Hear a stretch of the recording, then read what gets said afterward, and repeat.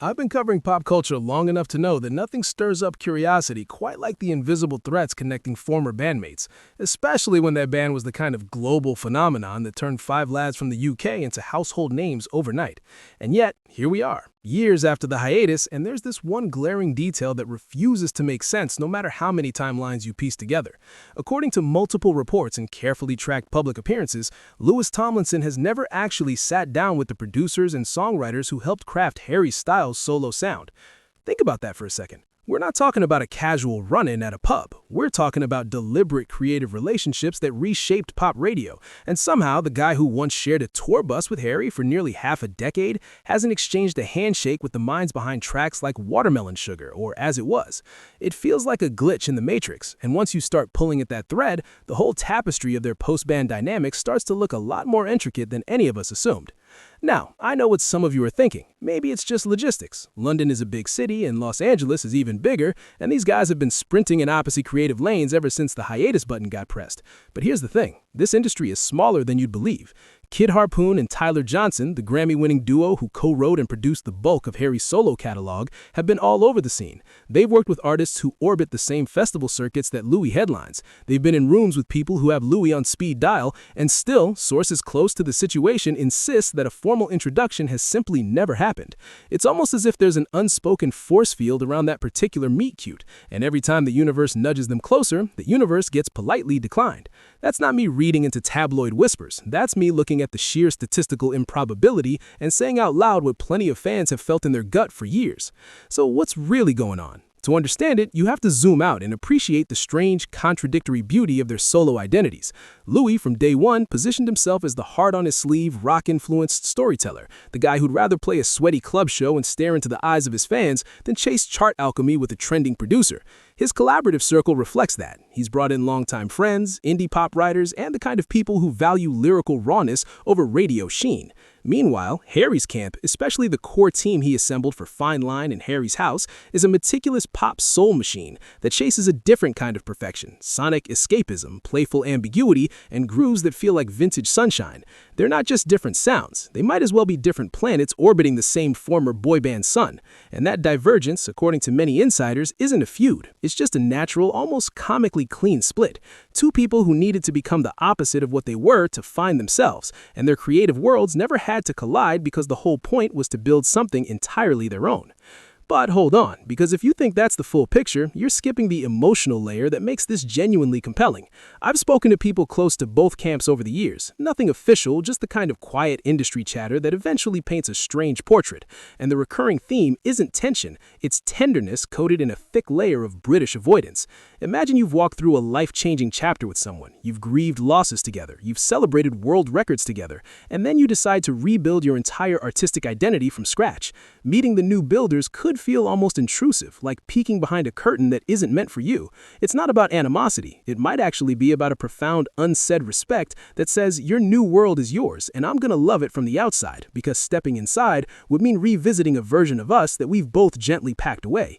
I'm not a therapist, but if you've ever had a close friendship that naturally drifted after a massive life change, you'll recognize that delicate dance. And let's not pretend the fandom layer doesn't add a whole extra dimension of chaos. Directioners have detective skills that rival intelligence agencies, and they've been mapping this non-meeting like it's a lost treasure hunt. Every time a collaborator posts a studio photo, every time Louis does an interview and mentions Harry with a warm but distant smile, the digital speculation engine revs up. Some corners of the internet are convinced there's a secret falling out that management is covering up. Others believe it's simply a matter of time before a genuine, heartwarming reunion of the creative tribes happens at a private dinner. What's wild is that both sides have so little hard evidence to work with that the vacuum of information gets filled with absolute cinema. Fan edits, conspiracy theories, and emotional playlists that probably move more hearts than the truth ever could.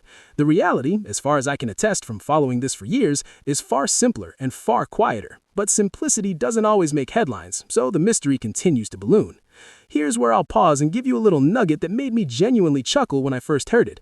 There's a specific story that floats around industry circles, again, not officially confirmed, but credible enough to be repeated, about a charity event back in 2019 where both Louis and Tyler Johnson were slated to be in the same venue at the same time.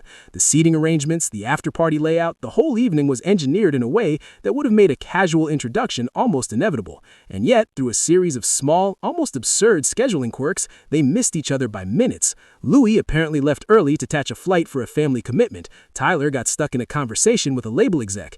When I heard that, I thought, well, if the universe doesn't want it to happen, maybe the universe knows something we don't. It's the kind of near miss that fuels the idea that this isn't avoidance. It's a cosmic running joke, and both sides are apparently fine letting it be funny rather than forcing a moment for social media.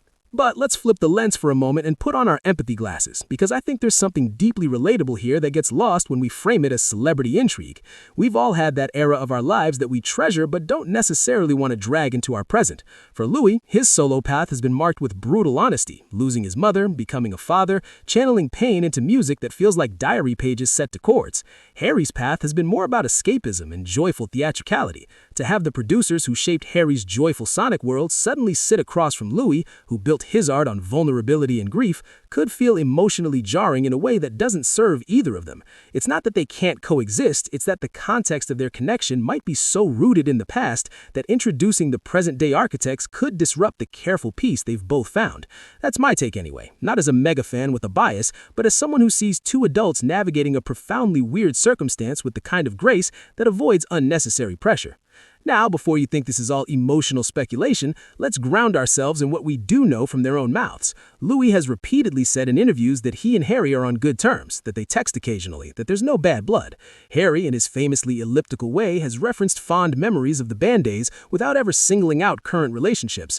Neither has hinted at a deliberate freeze-out of each other's creative teams. In fact, Louis recently supported Harry's Grammy win in a comment that felt effortless and genuine. So the absence of a single handshake with Kid Harpoon or Tyler Johnson becomes less a red flag and more a fascinating footnote about how modern celebrity friendships actually work. The public expects crossover because crossover feeds content machines, but real life doesn't work like a Marvel movie. Sometimes parallel universes just stay parallel, and that's the healthy choice. Still, I have to admit, the human part of me, the part that grew up when One Direction was inescapable, wants that photo to exist. I want to see Louis and Kid Harpoon leaning against a studio console, both laughing about something that could only make sense to people who adore music.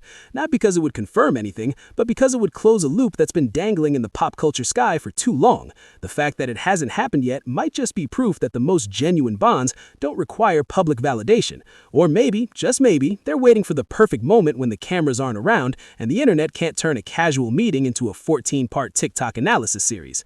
Either way, the story is a masterclass in how we project entire narratives onto empty spaces. So where does that leave us? With a situation that's part romantic mystery, part practical byproduct of diverging careers, and entirely human. The next time Harry drops a single and the credits roll with the usual suspects, and Louis simultaneously announces a tour featuring his own trusted collaborators, I won't scan the audience for a secret meetup. I'll just smile at the quiet rebellion of it all. Two artists who decided to protect their peace and their creative boundaries mattered more than giving the world a neatly wrapped crossover episode. That to me is actually a more powerful statement than any Instagram post could ever be. And if it someday does happen, if Louis finally walks into a room with the team that helped shape Harry's house, I hope someone captures that moment with the tenderness it deserves, free from wild speculation, just two separate families of sound finally saying hello. Until then, the loop stays wide open, and I don't hate that at all.